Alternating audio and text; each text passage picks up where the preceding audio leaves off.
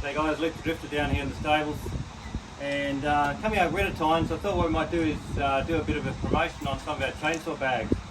We've been making these a long time now. We've got electric chainsaw bags in different sizes and a regular chainsaw bag. So I just quickly show you what I've got and show you some of the new ones as well.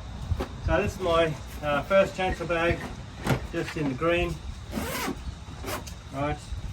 And it's pretty important to have a the chainsaw tray, because they all leak a bit of oil, and that just keeps it nice and neat. So we've got the trays. Sometimes hard to get the trays, but I've managed to get a heap of the trays, and we're going to do a bit of a deal. So that's our regular chainsaw bag. Pocket here for your wedges, files, everything you need. So there's a nice pocket there. All right. While I'm talking about that, these are actually a kitchen drawer bag. It's designed for cutlery, right, in your kitchen drawer, and that's them there. Nice little bag. They actually fit really nice your wedges and your files and those sort of things. So that's a kitchen drawer bag that you can buy as a separate item and keeps those things quite neat. That's our standard large chainsaw bag. You can also get them in the clear top, as you can see. You can select the clear top option. We've got a big range of the electric chainsaw bags. Right, clear top. Again, there's my little kitchen drawer bag. That doesn't come with it, but you can order that easily. Pocket there for your oil, and everything's there. Charger. There's a bag for the charger. I should put that in there.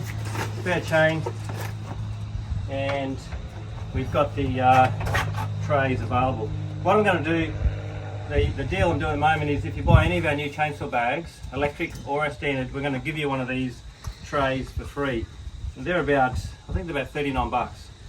Sometimes very hard to get hold of. We're often out of stock.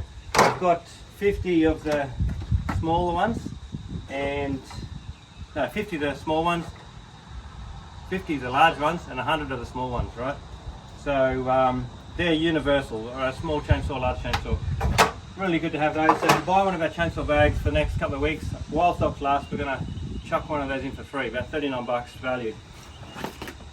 Alright, so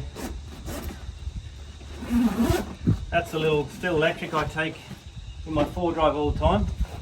Another thing to keep in mind is, I've had the dog chew the straps off on this bag.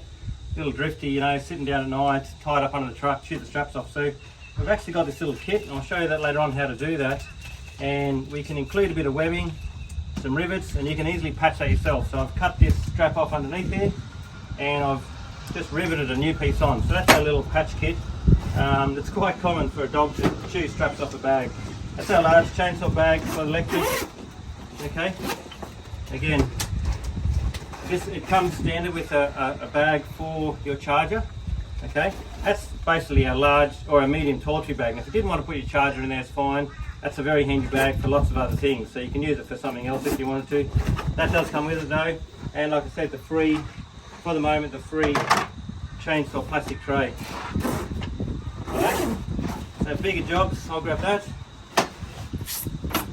And so these are the bags here. Okay, we've got our camo and our green. What's that, a medium and a large chainsaw bag? Alright, or we've got our electric range. Okay, so we've got a standard clear. Alright, so we've got also these in this beautiful desert camo. We've got them in the black, right, or we've got them in the Amazon camo. So you can pretty much get any of these bags in these styles. These are in stock. I've got a bunch of these made up, ready to go, in the Amazon, the desert, and ready to go. So we've got a small, standard, and a large in the electric version. Okay, comes with a little charger bag, and now the free tray as well. So yeah, that's the deal, and plenty of stock, in stock at the moment, ready to go on the shopping cart. Winter's coming up, time to get chainsaw out, give it a clean up, and give it a sharpen. I was going to show you this as well. I've done some videos before on sharpening, and I always used to use a standard file, and a flat file to do the rakers. And you know, I used to work as a timber cutter for a while, chopping trees and mine sites. I've dropped a lot of trees, and I've been taught from some good guys who know their chainsaws, you know. Old Pop Healy taught me a lot from Carcor. Anyway, some people in the video said, why don't you get one of these? And you know, I thought I'd give it a go. They're not cheap, 50, 60 bucks, but they are brilliant. And sharpening a chain is a bit of an art, really. Getting the angles, and particularly the rakers. So I thought I'd buy some and give them a go, and I bought, actually, they were so good and I was so impressed with them, I actually went back and bought one size, you know, 3 or 4 sizes. And it's got an arrow there. So basically, set him on, and what that's doing is doing the rakers at the same time. All right, now, sharpening a chainsaw, very important to, if you can, get it in a vise, okay? Because it just needs to be nice and steady. If you can use 2 hands, it makes a massive difference. I always try to just mark the first tooth, so you know you don't sort of double up. And the golden rule, and if you're doing 3 strokes, you want to do that on all of them, you know. So see how I can use 2 hands and keep it nice and steady. It shows me the angle, and this little tool is just brilliant because you can have the sharpest teeth you like, but if your rakers aren't spot on, it's just not going to cut. Okay, and as you wear this down, you're going to have to also match your rakers. And it's not easy to match the rakers perfectly. If you're taking too much off, it'll dig in and bite. If you haven't got enough, it just won't cut. So I would recommend those. Yeah, I found them awesome, and it takes a lot of the guesswork out of sharpening. So yeah. Anyway, I'm going to sharpen these up, muck around, clean them up, ready for winter, and we've got an awesome deal ready to go. Thanks, guys. Okay. Hey guys, so back in the stables, and what I wanted to show you is how to patch a bag that's been either broken handle or mostly, you know, your dog's chewed it off. We basically don't have ever any warranty issues with our bags, but we do have the odd dog chew handle off. It's happened to me a couple of times. So I've managed to get this little kit together, and I'll just show you here. Well, you can see there, so it's a setter and 2 setters for the rivets, a hole punch and a bit of spare webbing, and also some reinforced leather patches because a bare rivet will pull through canvas. It really needs to be reinforced. So what we're going to do, I'm just going to patch this and show you how easy it is to do. Well, I might just cut that one off. Be careful. And things never work real well in a video, but if you pull it like that, expose the stitching.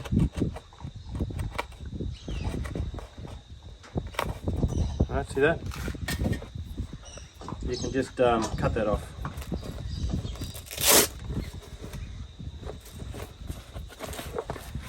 Otherwise, if it's sort of halfway through, and you know, on a longer handle, just trim off what you don't need, and you can just burn that little section there with a lighter, just so it doesn't fray. Okay, so that's fine. So what we'll do in the little kit is get some. Now, if you've got, you know, a bag with wider straps, something like this here, right? Well, just got to let us know whether you want, you know, 50 mil, 30 mil, 25 mil. So we'll put in, say, 1/2 meter of this as standard, and if you want more, just let us know. That can pretty much go in there like that. I can rivet over the top of that, and that'll go there like that. So very easy little job. And once you've got these tools, all right, you can basically you can do this, you know, as many times as you like. I'll lay these out here so you can see what I got.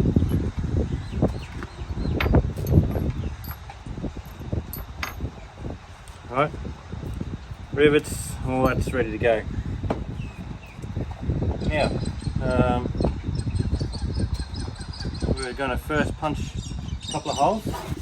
I'll do that down on the log here. You don't want to punch into a vise. Alright, very easy. Punch a hole. And this one, same thing.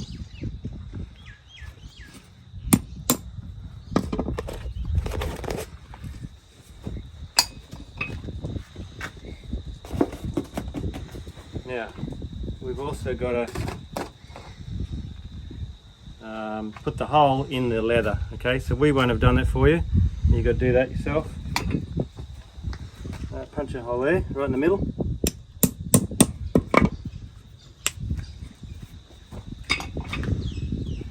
Okay, done with that. So now we're going to grab one of these on the inside. Look at that.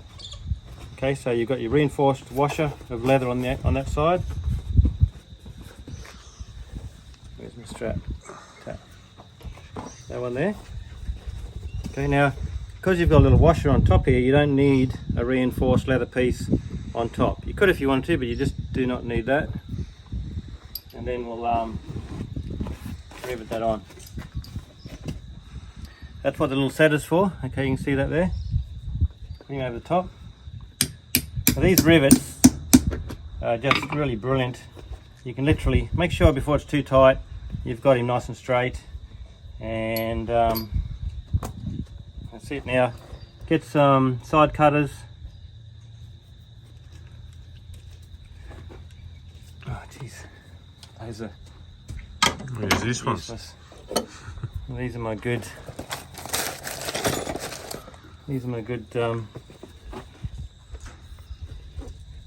cutters for shoeing. Look at that, beautiful stainless cutters for trimming the hoofs. But right, so just cut it off, a mil or two above, and then all you can do is just basically tap it down. Right, you want to work your way around just like that, nice and light.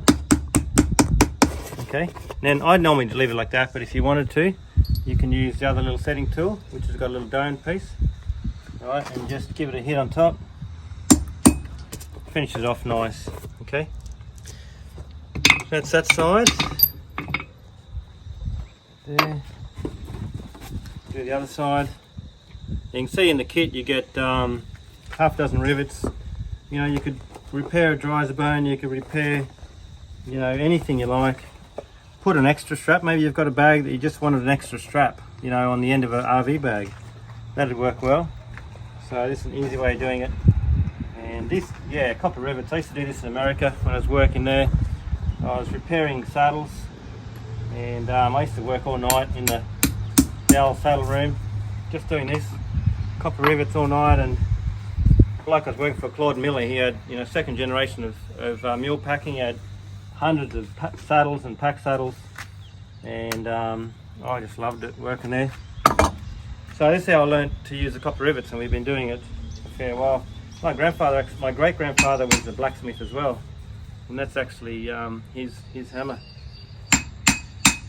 So pretty cool. Tap it down. I won't worry about setting that. I'm happy with that finish. That's it. Now that will be there. That's stronger than any stitching. It'll never come apart because you've got the reinforced underneath, and you can repair any bag with any damaged strap very easily. Pretty cool and fun to do. You can add an extra handle. If I want to put an extra strap here, I just do that. The big key for this is having that little washer on the inside, which means it'll never rip out. And as you can see here as well, that's one I've done.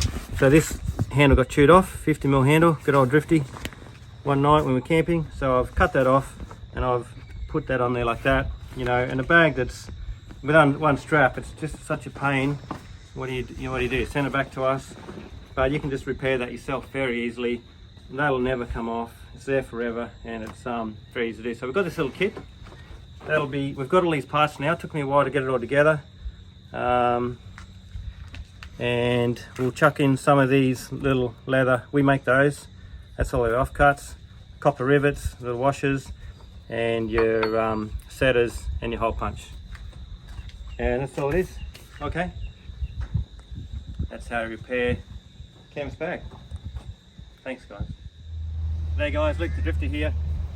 And this is our swag we've been making for a long time. I did a video on our classic Australian swag a few years ago, but what I've done is simplified it down a little bit because it had a lot of pieces to it which got the price up there a fair bit. So we've been selling a lot.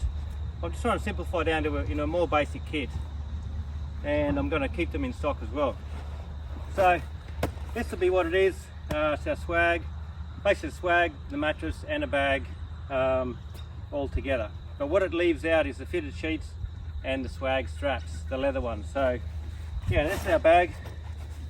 Right, comes there in a nice bag. It's pretty important to have your swag in a good bag because that's a waterproof zip, got a valance over the top, and you can put it on your roof rack of your car or at the back of you. It's not going to get wet. Now that's your carry straps, but when you put on your roof rack, your vehicle, you turn it upside down so the valance is this way, and the swag, the straps on this bag are underneath, and they're not going to flap around. You know, you can put your straps over nicely, and you know, nothing worse than having that flap around on your roof rack.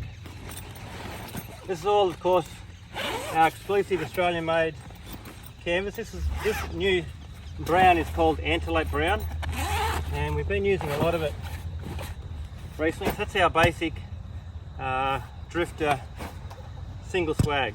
Okay, so we're just using this is Australian military webbing with some clips, but a lot cheaper than the leather straps. So it'll come standard with that. Now again, this is a flat swag, okay? So they're great for, you know, in a bunker or a tent, you know, on the ground if you like, but it doesn't have a dome section. Okay, you can see it's just a flat swag, so you can still lie in that, pull the cover over the top of you, but there's not a section that's going to peek up for you. Okay, and you know, if you want to sleep around your mate's house on the floor in a tent, this is the best thing. Yeah, so that's how we make them. That's basically how all the ringers used to be when I was working up north. Everyone just had a flat swag, and that's how it works. This is our Australian made mattress. Okay, so it's now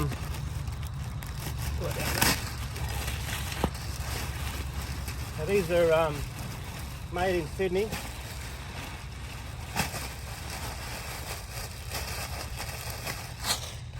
Okay, so it's beautiful. That's a 75mm eggshell foam with a mattress cover, all made in Sydney, and super comfortable. You can see that there. Okay, that eggshell is so good. So that's a 75mm and super comfy. That eggshell is really nice, comfortable, and it allows you to roll it up better as well. So that's it. So we can get that swag like that for under $400. We've got a regular size, a king single, and also a double. Now if you want to upgrade to the fitted sheets, you can. If you want to upgrade to the leather stirrup straps, you can. These are beautiful, but you know, a pair of those we got to cost them in about $100 because it's very expensive leather. Takes a bit to make, so we've left those out of the kit, but you can add those as an extra. Okay, so this is our classic Australian swag, our basic version. We're going to have it in stock, which is a flat swag, Australian made mattress, and the bag all together. You can upgrade for the swag straps, you can upgrade for the fitted sheets, but that's the kit as it is at the moment. This is our sleeping bag. It's the Stockton sleeping bag. It's probably the best sleeping bag I've ever had, and it's ideal for use in this swag. Righto, so now the swag's plenty big enough. Alright, so that's, if you're after a sleeping bag, you can't really get better than this one. It opens up really nice as a doona.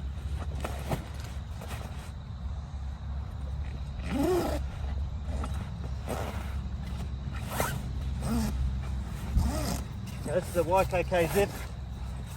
Of course, you'll never break it, and very simple swag. That'll last you forever. And you know, that's all you really need. Awesome in a bunker, awesome in an Oz tent, which is a lot of the time you're doing. Awesome on top of a stretcher under your awning. Got sleeping bags in there.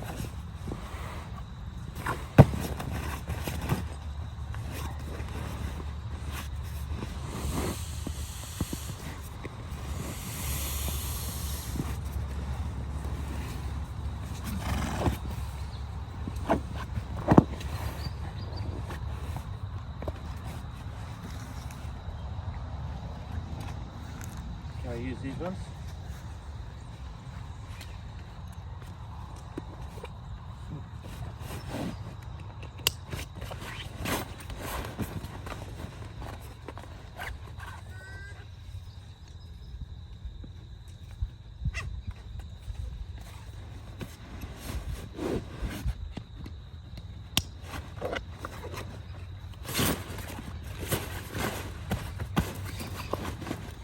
You can see with that roll up with the sleeping bag,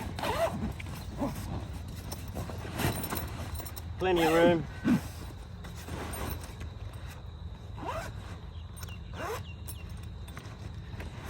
And that's it. Room for your pillow as well, some sheets, and that's it. So the Stockton cotton sleeping bags to go. Works really good with this kit. You can leave that in there. That's in your shed. Spiders, mice, not going to get inside because it's all sealed up and ready to go on your next trip. Thanks guys.